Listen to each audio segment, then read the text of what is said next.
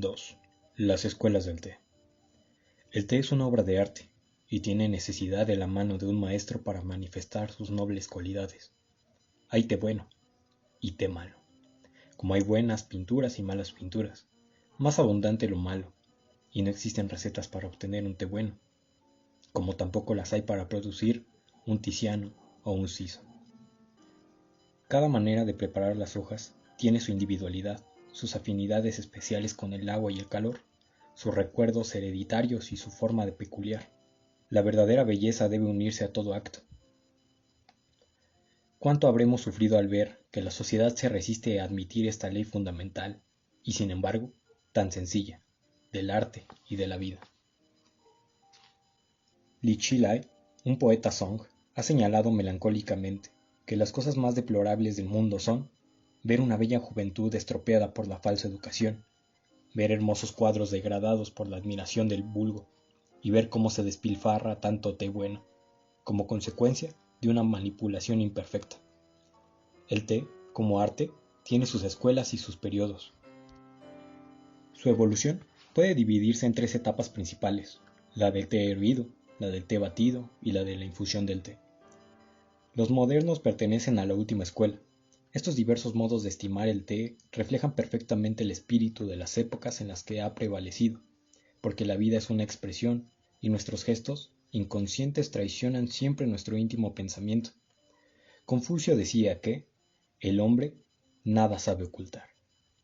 ¿Acaso cuando nos revelamos demasiado en las cosas pequeñas, sea porque no tenemos muchas cosas grandes que ocultar? Los hechos más insignificantes de la rutina cotidiana son casi siempre el comentario de los ideales de una raza, mucho más práctico y preciso que los demás altos postulados de la filosofía o de la poesía. Así como las diferentes maneras de preparar el vino caracterizan los temperamentos particulares de las diferentes épocas y de las diferentes nacionalidades europeas, los ideales del té caracterizan las diversas modalidades de la cultura oriental. La pasta del té que se hacía cocer, el polvo del té que se batía, la hoja de té que se proponía en una infusión, señalan las diversas impulsiones emocionales de las dinastías chinas, Tang, Song y Ming. Y para emplear la terminología de la clasificación artística de que tanto se ha abusado, se las podrá designar respectivamente como las escuelas clásica, romántica y naturalista del té. La planta del té, originaria del sur de China, era bien conocida desde los tiempos más remotos por la botánica y la medicina del país, con los diversos nombres que le asignaban los escritores clásicos, Tou, Tse, Chung, Ka y Ming, y la estimaban mucho como remedio contra la fatiga, así como para deleitar el ánimo, fortificar la voluntad y reanimar la vista. No solo la administraban como remedio interno, sino con frecuencia la aplicaban como remedio externo, en forma de pasta para curar las dolencias reumáticas.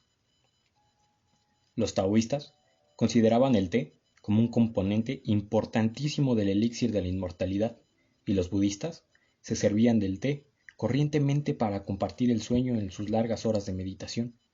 Entre el siglo IV y el siglo V, el té llega a ser una bebida favorita de los habitantes del valle de Yangtze-Kiang, y en esta época también fue cuando se forjó el carácter ideográfico moderno. Entre el siglo IV y el siglo V, el té llega a ser la bebida favorita de los habitantes del valle de Yangtze-Kiang, y en esta época también fue cuando se forjó el carácter ideográfico moderno. Cha, corrupción evidente del clásico Tou. Los poetas de las dinastías del sur nos han dejado señales de la ferviente adoración que consagraban a los aromas del divino líquido. Los emperadores de entonces tenían la costumbre de conceder a sus primeros ministros, como recompensa de sus servicios eminentes, alguna rara preparación de las preciosas hojas. Sin embargo, la forma en la que se tomaba el té en esta época era extremadamente primitiva. Se ablandaban las hojas poniéndolas al vapor, y después se hacía con ellas una pasta, machacándolas en el mortero, que se hacía hervir con arroz, jengibre, corteza de naranja, especias, leche y algunas veces hasta cebollas.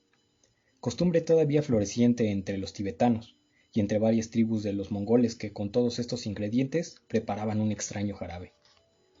El uso de los trozos de limón De que tan devotos son los rusos, se debe a su conocimiento del té a las posadas o a los paradores chinos. Es una supervivencia de estos antiguos procedimientos. Fue preciso el genio de la dinastía Tang para emancipar al té de este estado grotesco y elevarlo a su idealización definitiva.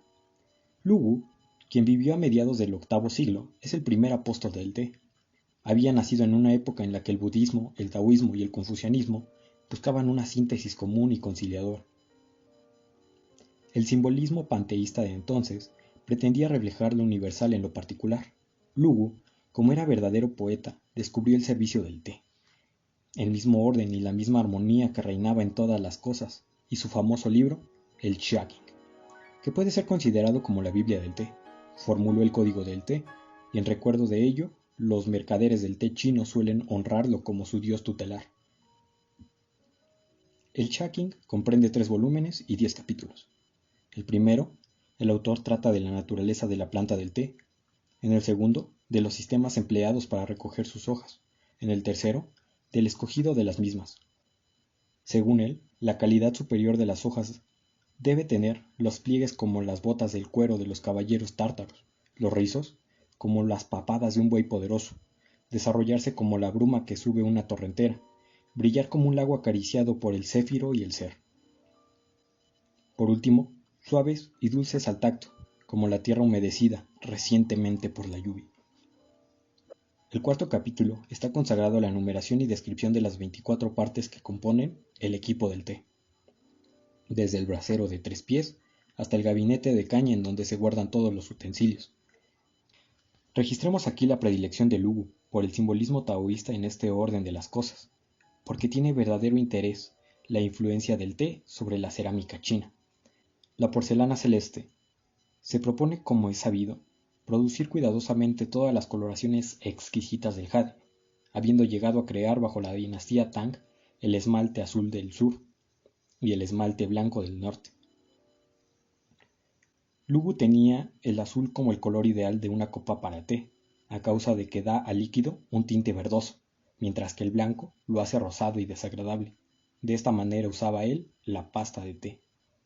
Más tarde, cuando los maestros del té de los Song emplearon el té en polvo, prefirieron las tazas fuertes de colores muy oscuros, mientras los Ming habían preferido beber su infusión de té en tazas de finísima porcelana blanca.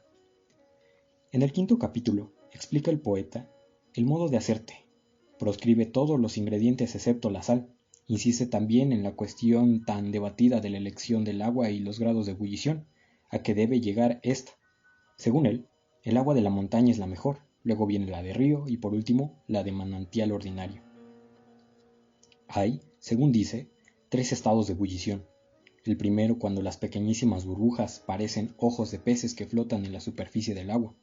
La segunda, cuando las burbujas son como perlas de cristal que nadan en una fuente. Y en la tercera se vierte un casillo de agua fría para fijar el té y devolver al agua su juventud. Luego ya se llenan las tazas y se bebe. Oh, néctar, las hojitas membranosas quedan flotantes como nubecillas en el cielo sereno, o nadan como nenúfares blancos en un estanque de esmeralda.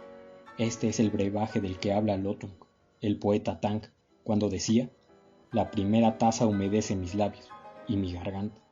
La segunda rompe mi soledad y la tercera penetra en mis entrañas y remueve allí millares de ideografías raras.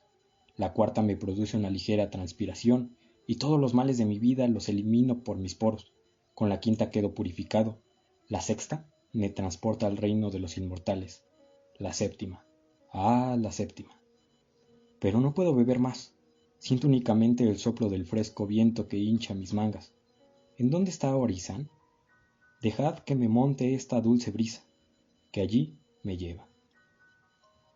Los demás capítulos del Chaqing tratan de la vulgaridad, de las maneras ordinarias de beber el té, de la bibliografía de los bebedores ilustres del té, de las plantaciones más famosas del té de la China, de las variaciones que se pueden introducir al servicio del té y de los utensilios precisos para hacer el té. El resto, desgraciadamente, se ha perdido. La aparición del Chaqing, debido a producir en su tiempo una gran sensación, Lu Wu fue el favorito del emperador Taizong del 762 al 779, y su renombre le procuró numerosos adeptos. Se asegura que algunos refinados eran capaces de distinguir el té hecho por Lu Wu del que hacían sus discípulos, y se cita a un mandarín, cuyo nombre fue inmortal, solo porque no apreciaba el té de este gran maestro. Bajo la dinastía Song, el té batido se puso de moda, y con ello se creó la segunda escuela del té. Se reducían las hojas a polvo en un molinillo de piedra y se batía la preparación en agua caliente con una espátula de caña hendida. Este nuevo método introdujo algunas modificaciones en el servicio de té de Luo y en la elección de las hojas. La sal fue descartada definitivamente. El entusiasmo de los chinos del tiempo de Song por el té no conoció límites. Los epicúreos rivalizaban con el descubrimiento de las variedades nuevas y se organizaban concursos regulares para fallar sobre su superioridad. El emperador Qianzong, de 1101 a 1124, que era demasiado gran artista para ser un gran soberano, disipaba sus tesoros para adquirir una nueva especie de té más preciosa que todas las otras. Él personalmente escribió una disertación sobre las 20 especies del té y colocó al té blanco a la cabeza como el más raro y exquisito. El ideal del té, según los Song, se aparta del té de los Tang, tanto como se apartaban sus respectivas concepciones de la vida. Trataban de realizar lo que sus predicadores habían intentado simbolizar. Por el espíritu imbuido del neoconfucianismo, la ley cósmica no se reflejaba en el mundo de los fenómenos, pero el mundo de los fenómenos era la propia ley cósmica. Los eons no eran más que momentos que ofrecían el nirvana continuamente. La concepción taoísta de que la inmortalidad consiste en el cambio eterno impregnó a todas sus maneras de pensar. El progreso, y no la acción, era lo digno de interés. El acto de realizar, y no la realización, era verdaderamente el acto vital. Así los hombres pueden encontrarse frente a frente con la naturaleza. Un nuevo sentido se introducía en el arte de la vida. El té comenzó a ser no entretenimiento poético, sino un método de realización personal. Wang Yucheng celebró el té que inundaba su alma como un llamamiento directo, cuyo delicado amargor le dejaba el sainete de un buen consejo. Sotumpa alababa la fuerza de la pureza inmaculada que tiene el té para desafiar la corrupción como un hombre verdaderamente virtuoso.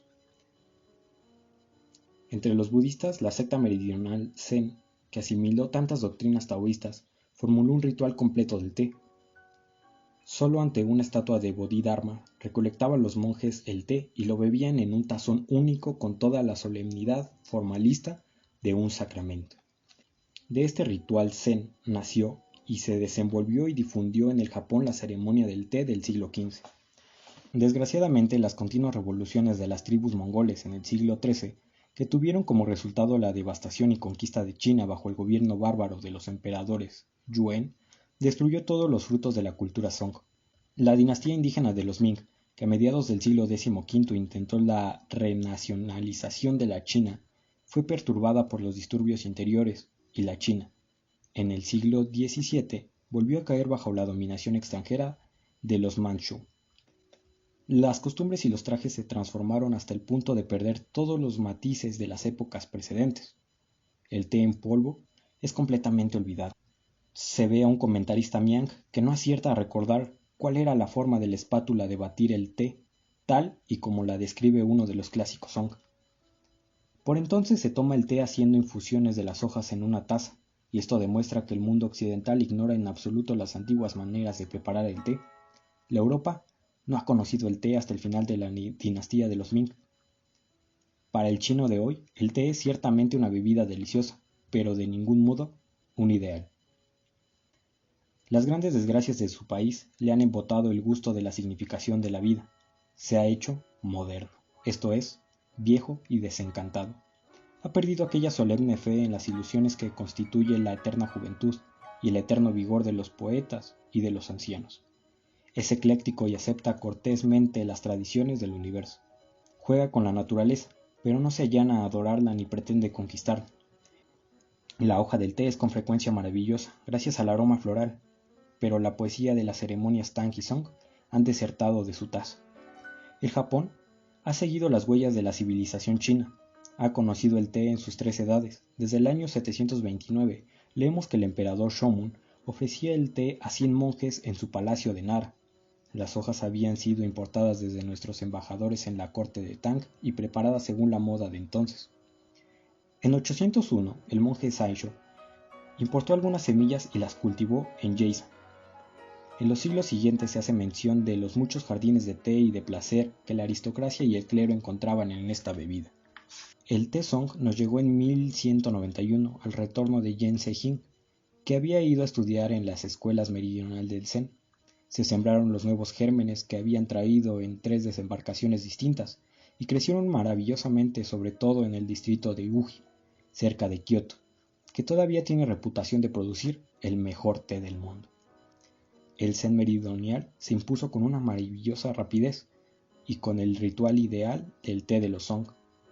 En el siglo XV, bajo el patronato de los shogun Ashikaga Boshinasa, la ceremonia del té quedó completamente estatuida y fija en forma de independiente y secular. Luego el teísmo circuló por todo el Japón. El uso de la infusión del té de la China antigua es relativamente moderno entre nosotros, pues empezó a conocerse a mediados del siglo XVII. Ha reemplazado el consumo corriente al té en polvo, pero este no por eso ha dejado de ser considerado como el primero de los tés. En la ceremonia del té japonés es en donde los ideales del té llegan a su más alta realización. Nuestra resistencia victoriosa a la invasión mongol de 1281 nos había hecho capaces de continuar el movimiento Song tan desastrosamente interrumpido en China hasta por las incursiones nómadas. El té llega a ser entre nosotros nada menos que una idealización de la forma de beber, una religión del arte de la vida. Esta bebida se constituyó en un motivo para el culto de la pureza y del refinamiento, en una función sagrada en la que el huésped y su invitado se unen para realizar esta ocasión la más alta placidez de la vida mundana. La cámara del té, un oasis en el triste desierto de la existencia, en el que los viajeros fatigados podían encontrarse y beber juntos en la fuente común del amor y del arte. La ceremonia fue un drama improvisado, cuyo plan se tejió alrededor del té, de las flores y de las sedas pintadas. Ningún color venía a turbar la tonalidad de la estancia, ningún ruido destruía el ritmo de las cosas, ningún gesto alteraba la armonía, ninguna palabra rompía la unidad de los alrededores, todos los movimientos se realizaban sencillamente, naturalmente. Estos son los detalles característicos de la escuela del té. Es bastante extraño que haya tenido tanto éxito. En ella se contiene una filosofía sutil,